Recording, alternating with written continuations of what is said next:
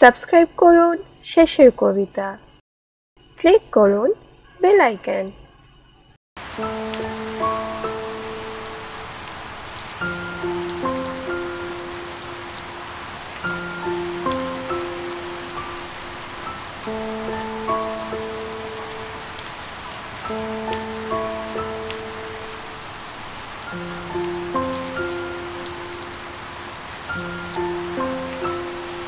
তোমাকে কবে থেকে বলছি ঘরের চালটা ঠিক করাতে, শুনলে না আমার কথা। এখন দেখো ঘরের ভেতর সব জায়গায় জল। কি করব গিন্নি?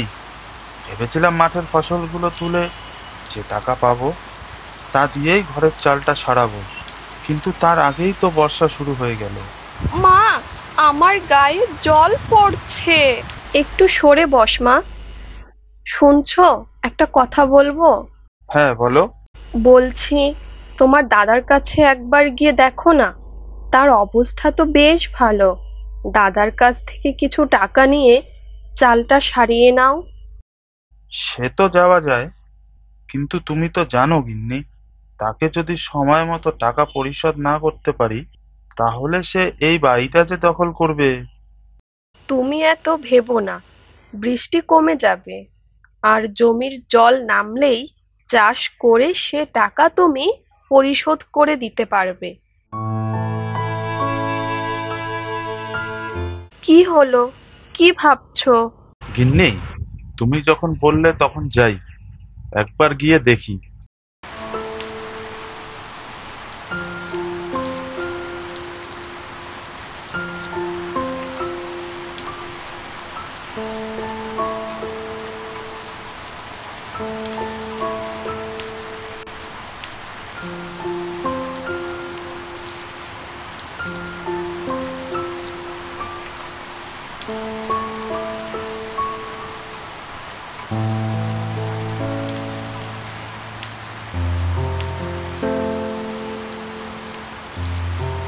দাদা বাড়ি আছো?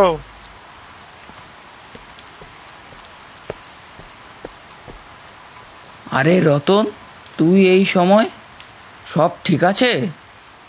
হ্যাঁ দাদা, বলছি আমাদের ঘরের চাল দিয়ে বৃষ্টির জল পড়ে, চালটা সারাতে হবে। তো আমি কি করব? তোর ঘরের চাল ঠিক করে দেব নাকি? না না, তুমি কেন ঠিক করতে যাবে? তাহলে? আমি এসেছি তোমার কাছে কিছু টাকা ধার নিতে।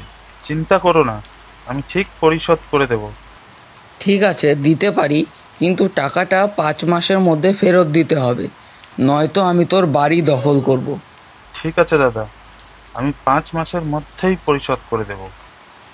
তুই একটু দাঁড়া, আমি টাকাটা নিয়ে আসছি।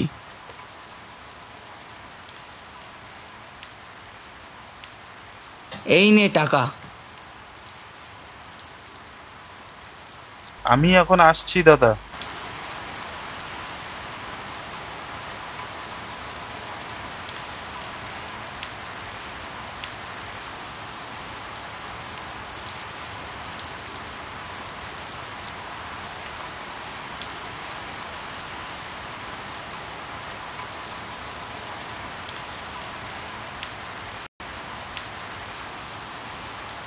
দাদা টাকা দিয়েছে?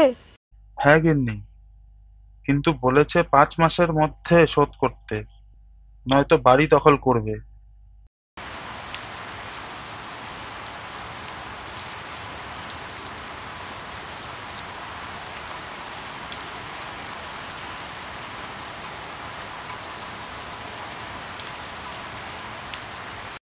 বাড়িতে কেউ আছো? কেউ ডাকছে মনে হলো। হ্যাঁ চলো, বাইরে গিয়ে দেখি।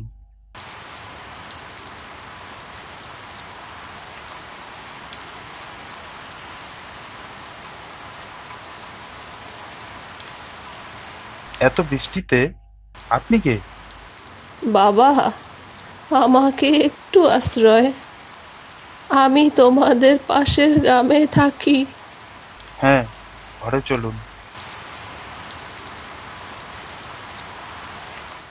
বাবা, আমাদের গ্রামে বন্যা হয়েছে, বন্যায় সব ভেসে গেছে। আমি কোনো রকমে সেই বন্যার জলে ভাসতে ভাসতে এসেছি। ইস, বন্যায় কত মানুষের কত ক্ষতিই না হয়েছে। আমাকে আজকের জন্য একটু থাকতে দিবে বাবা? আপনাকে কোথায় যে থাকতে দিব? এই তো আমাদের ঘরের অবস্থা। আমি কালকেই ঘরের চাল ঠিক করাবো। কোনো সমস্যা হবে না, আমরা সবাই মিলে একসাথে ঠিক থাকতে পারবো। তোমরা খুব ভালো। বাবা, বলছি যে আমাদের গ্রামের বন্যার জল যে কোনো সময় তোমাদের গ্রামে ঢুকতে পারে, তাই এখন আর ঘরের চাল ঠিক করার কোনো দরকার নেই। ঠিক আছে বুড়িমা, তাই হবে।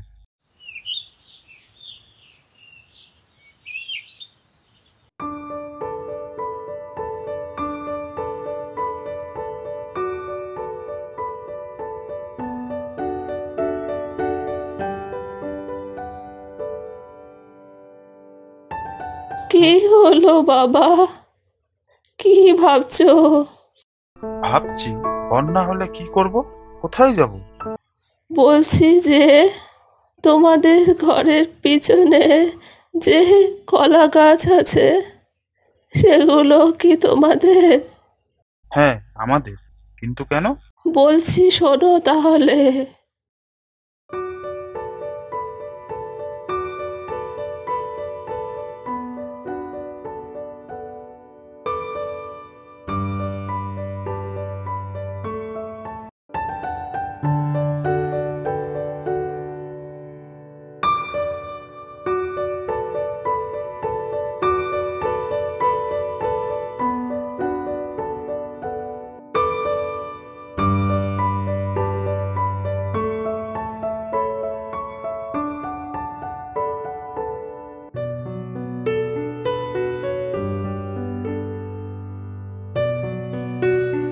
বাবা, এই কলা গাছ দিয়ে কি করবে?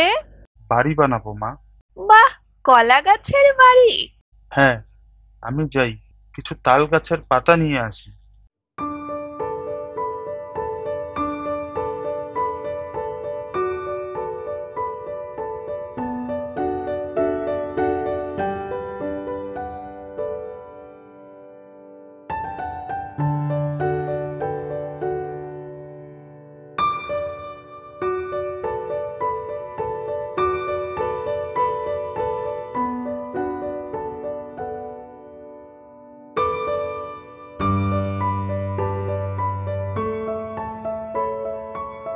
কিরে রতন, তাল পাতা দিয়ে কি করবি?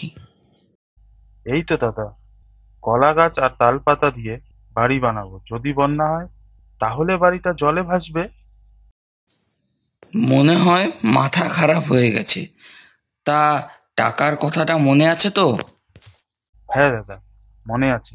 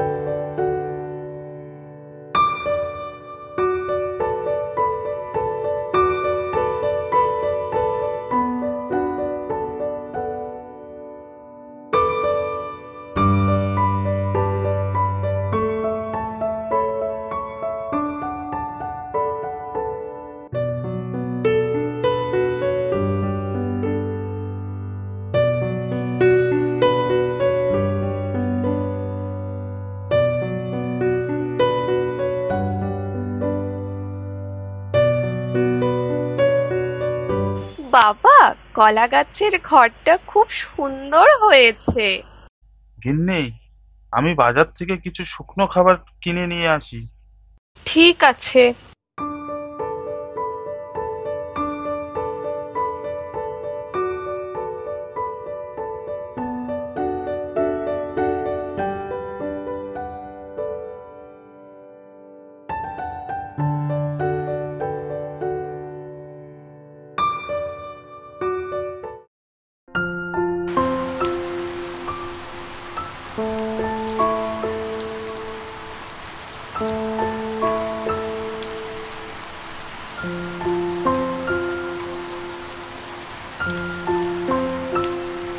বুড়িমা, ভাগ্যিস তুমি বলেছিলে, তাই কলা গাছের ঘরটা আগে থেকেই বানাতে পেরেছিলাম।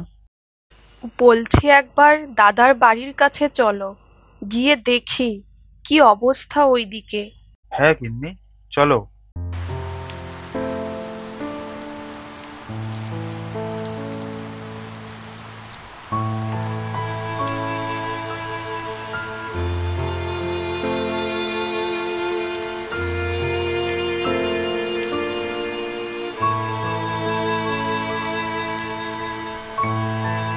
রতন ভাই, আমাকে বাঁচা। হ্যাঁ দাদা, তুমি আমার হাত ধরে উঠে এসো।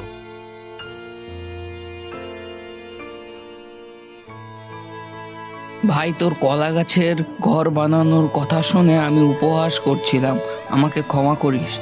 আর ওই ধারের টাকা তোকে শোধ করতে হবে না। এইভাবে বলো না, তুমি বাবার মতো, শাসন করতেই পারো।